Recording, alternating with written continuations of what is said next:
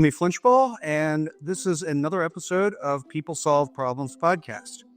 I am going back to a solo podcast just for one episode. So I've done this once before, doing it again. It's really been a combination of a little buffering in my schedule, but also just a chance to reflect on some things, talk about some things that I don't get to in a casual format. Right. So I don't have to be as crisp, as defined as I might be in one of my videos. So a bunch of things I want to share today. We'll keep this episode pretty short, I think. At least that's the plan. I think there's no script here, but we'll talk about a few things that have been on my mind around problem solving, and some further resources to help explore some of those things. As for anybody that's read People Solve Problems, not only was I meant to be tool agnostic, meaning I don't care what tool you use, I also really wanted to be beyond the tools. I wanted to go, think about all the problem solving that happens outside of using the tools, either because people don't have access to them, they haven't learned them, they don't think they have the time, whatever that might be.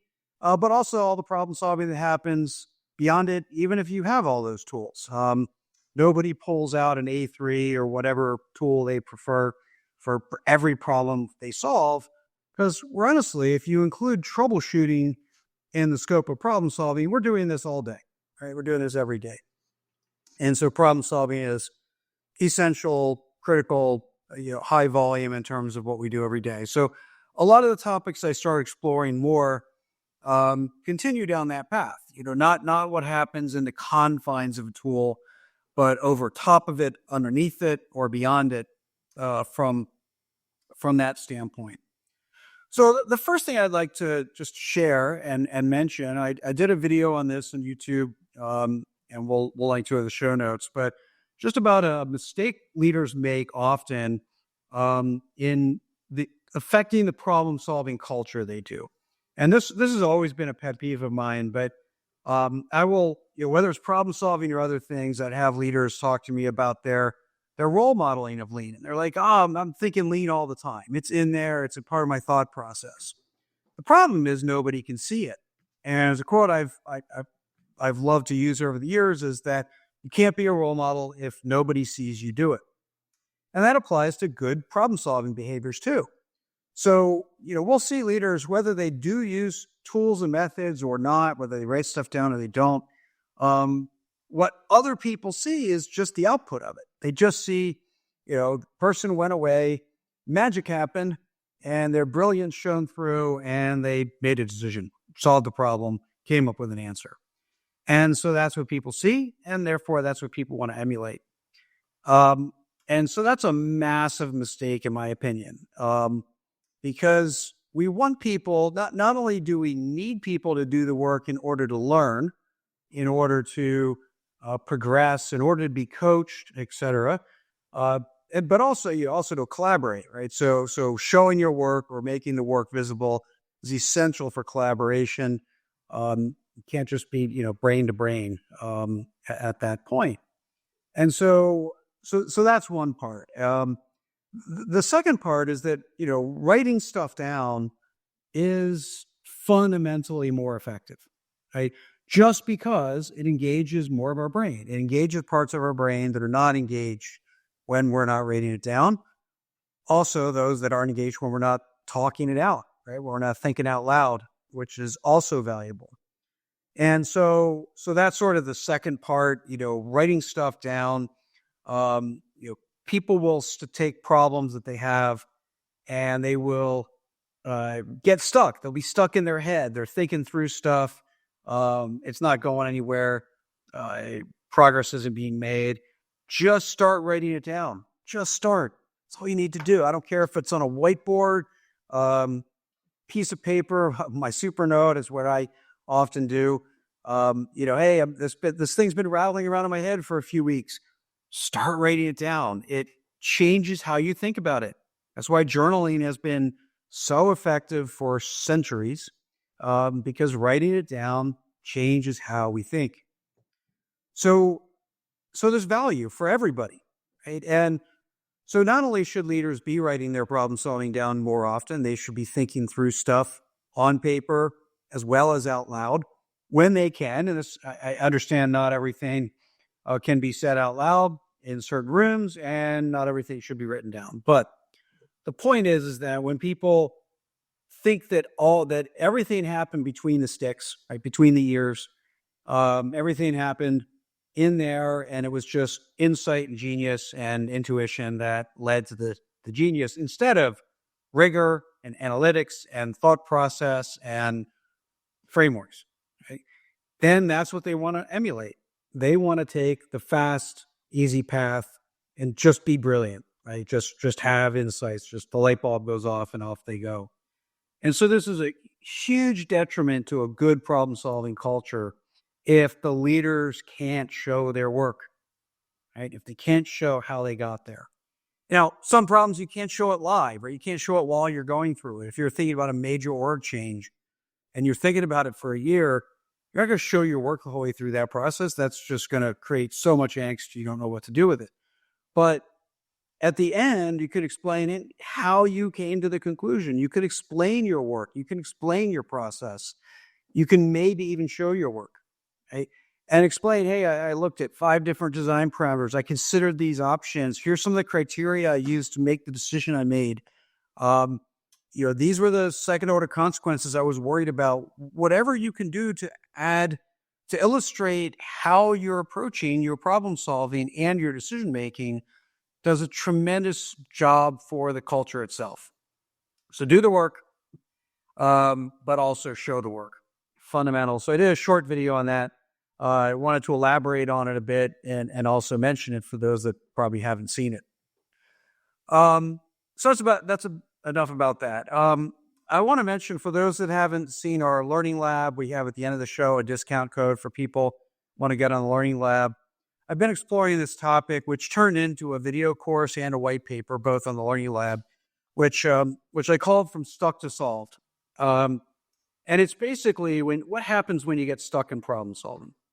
So getting stuck in problem solving, inevitable, right? We have to get there. It's gonna, if we're solving easy problems, it's not going to happen, of course. But if we're solving hard stuff, at some point we're going to get stuck. Sometimes early, sometimes often. So getting stuck is, I actually believe, not just inevitable, but actually beneficial, because it's those parts where we probably need something a little extra, right? It's not just linear thought process. It's not just step A through Z. And so those parts where we get stuck is where we actually have to bring something new to the table. And that's where the breakthrough happens. And this can be as early as defining the problem, framing the problem. What problem are we really trying to solve here? All the way to solution set. Anywhere in that process, you can get stuck. And like I said, I think that's a good thing. So I talked a little bit in that in the course about 4 different approaches. So I'm going to talk about 2 of them related to other pieces of work that I've done in that context. So one, I think it's just a blog post coming out just around learning from different people's styles, and I'll come back to the connection to being stuck. I believe problem solving is unique. There's standards, there's processes, there's capabilities, but we also bring to the table, all of us, right? Our creativity, our experiences, our perspectives, our beliefs and principles, right? And so, for example, I was making this point with somebody around simplicity, right? I believe in simplicity. I don't always practice it well, but I believe in it. It's a principle of mine for process design, for even strategy design. And I think the context in which I was talking about it is that for my work with companies, other than board of directors work, which is an aside, is I have one service with one price point. It's just straightforward, very clear, very simple, very repeatable. Now, the context inside that work is massively complex, and because we're covering every topic I think imaginable, but the structure of the service offering, super simple, very straightforward, no variation. And so that's a principle, right? And so my point is that we bring all of that to our problem solving. We bring our principles, we bring our beliefs, our experiences, and our skills, our creativity, and things like that. And so problem solving is unique. We're good at some aspects, less good at others, have special tips, tricks, etc. that are ours, that they're part of how we approach things. And the point I wanted to share was we'll learn from others because they're unique too. It's not about learning the methodology, just a perspective, just how they approach a problem, how they think about it. And so I find even fiction works for that. There's limits to that. You can't perhaps follow, Luke Skywalker or Harry Potter very well and say, here's how I'm going to solve that problem. But certainly many examples in fiction, we can learn from how a character approaches problems they're facing, and I'm saying incorporate it or mimic it, but learn from it, right? Learn from it and take some lessons away. So one of those, so I mentioned Lincoln in this piece coming out, should be out probably by the time this podcast comes out. So maybe it's out now. But also about Albert Einstein. So Albert Einstein, not only did he work often internally, he could collaborate with others, often with letters, writing letters back and forth. So he certainly could be collaborative, and he had people working aside him, often working on the math. That was part of his collaboration process. But the lesson I take away from him on problem solving is perseverance. That sometimes you just need to stay with a problem long enough for the solutions to reveal themselves. And again, reveal themselves makes it sound like magic. The point is, it was perseverance and hard work that got you there. But that was the task. That was the solution to making progress. And so that's one of the methods from stuck to solved. When we're stuck, sometimes, not always, there's other solutions in how we can get unstuck, but sometimes perseverance is absolutely a very viable and useful approach. And this is particularly true when it's complex or when we need creative solutions that may not be obvious, because that's where, as we talk about brainstorming, ideation, as I call it in People Solve Problems, we need to get through the obvious solutions first. Then we get through the at least seemingly impossible ones. Then we can get to the creative ones. Just because there's nuggets and all that other stuff that we kind of take apart and reconfigure until we get something that actually works.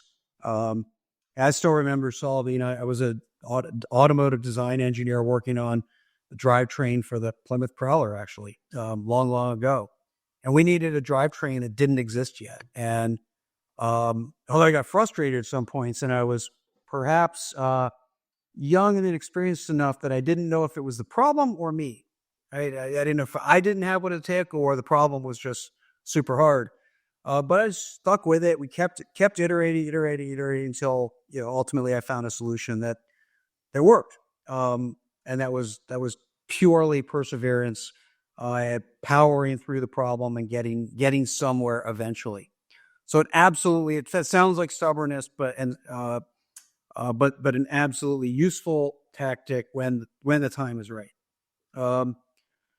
So another, I'm going to reference an article, a short article, more like a column I wrote for Lean Mag.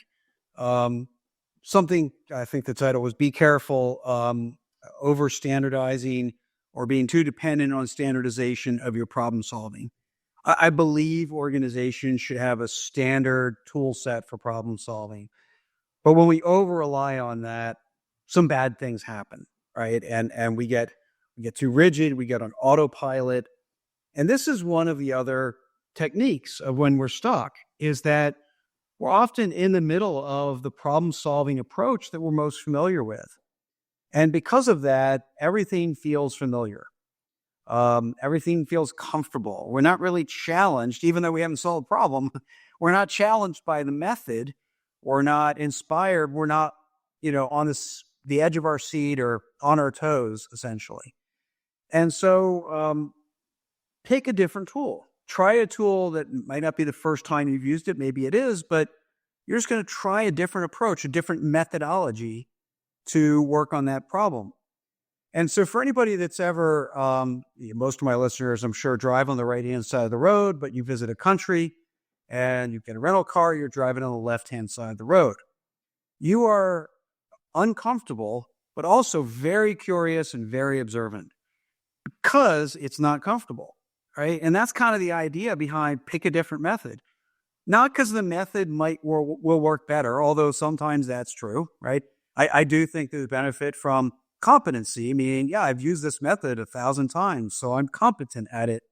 I'm not competent at this other method. So that's a fair trade-off to stick with the approach. But hey, well, submit. We're stuck. So the approach isn't working. Pick up a different tool, a different method, a different process, and it's like driving on the other side of the road. We become more observant about how we're approaching problem solving because it's not comfortable, it's not autopilot, and that can sometimes unlock whatever had us locked up as we move forward. So not only is that another method, but it ties to the article I wrote around standardization in problem solving itself. So these are just some of the things. Obviously, that we kind of go in and out of using tools as we talk about problem solving, but that's kind of the point. That's how I like to explore problem solving, decision making, strategic thinking. They're all cousins or brothers of each other, or just the same thing, just wrapped in different clothes. And so these are the hard problems that we face every day in our problem solving. And I like to explore how we can get better at them and incorporate them as mindsets, capabilities, beliefs, practices, habits, behaviors in our everyday problem solving life. So I hope you appreciate this episode. I love some feedback from you all. Would you like me to do some of these little reflection tours or study tours, I guess, more frequently, less frequently, never again? I'm all ears. This whole podcast, even though we're well into it at this point, is all an experiment. I'm not going away from the interviews, conversations that I have. It's honestly the main reason I do it is to have really interesting conversations with really interesting people.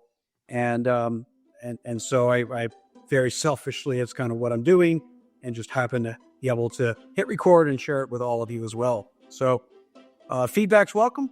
Until next time, be safe, be well, and good luck solving your next problem. Are you a leader looking to level up your skills? Discover the JFlinch Learning Lab, your gateway to insightful video courses on culture change, management systems, problem solving, and much more. Immerse yourself into content created by me and transform your leadership approach. Ready to grow? Visit jflinch.com/learninglab and use code PODCAST for an exclusive 30% discount. Invest in your leadership journey today.